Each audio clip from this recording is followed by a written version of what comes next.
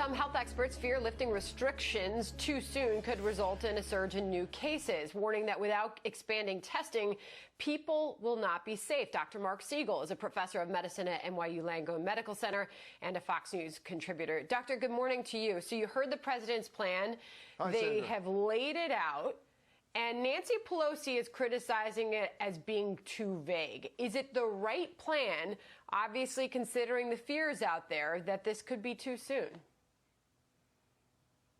First of all, I don't think it's vague. I think it's actually very specific in terms of gating and the phases that you would have. 2 weeks of gating where you're not seeing an increase in cases or actual decline in cases. Then phase one where you reopen gyms and stadiums and restaurants. Then phase two where you open up more things like bars and you have more outdoor things like parks opening. That's pretty specific. I have some other concerns, though, Sandra. Number one, and I'm not the only one to say this, we need massive testing to ensure that we're not seeing the resurgence that Dr. Fauci is talking about. How are you going to know? You don't want to be in the situation we've been in the last few weeks, where we only find out how many cases there are indirectly by how many hospitalizations we get with our facilities being overwhelmed. We need the kind of point-of-care testing where we can say you're sick, you have it. Not you're very sick before we can test you. You're sick, you have it. We can do point-of-care testing with things like the Abbott platform and serologies, antibody tests, so we can go through a community. And CDC Director Redfield told me this week that they're doing these kind of surveillances in 10 different states already, but I want it across the United States where we can say this is a community.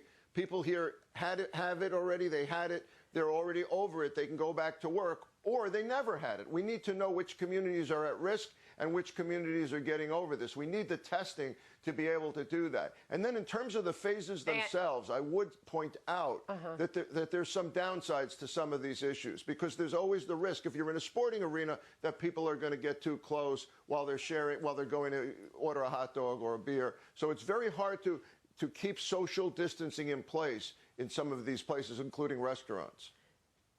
Very interesting. Nancy Pelosi, in her own words, said this after the president announced his plans last night. The White House's vague and inconsistent document does nothing to make up for the president's failure to listen to the scientists and produce and distribute national rapid testing.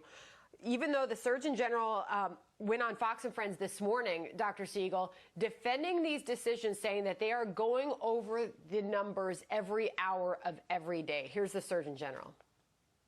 This virus has humbled me, it's humbled the task force, it's humbled the entire country. I can promise you and the American people is that the task force is going over the most recent data for hours a day, every single day, and having the humility to say, look, we thought it was A, now we find out that it's B, so let's change our recommendations to the American people so they can be as safe as possible.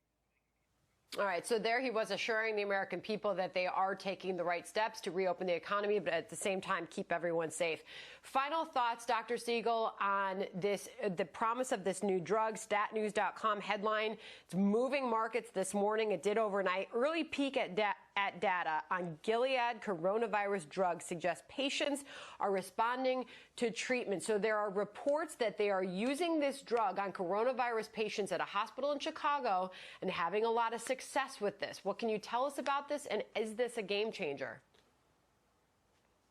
Well, I think it's a potential game changer. I interviewed Dr. Khalil, who's in charge of all these clinical trials out at the University of Nebraska back in February. He was optimistic. But Sandra, Stat or some other news organization getting a video of some doctor saying it's working on the wards at University of Chicago is hardly science. We need the clinical trials. We don't have the results yet. It may be promising, but Sandra, we don't even know when to use this drug. My prediction is, by the way, that it'll be useful, but it has to be used early in the game before all the inflammatory effects we're seeing and all the blood clotting we're seeing. By the time you're in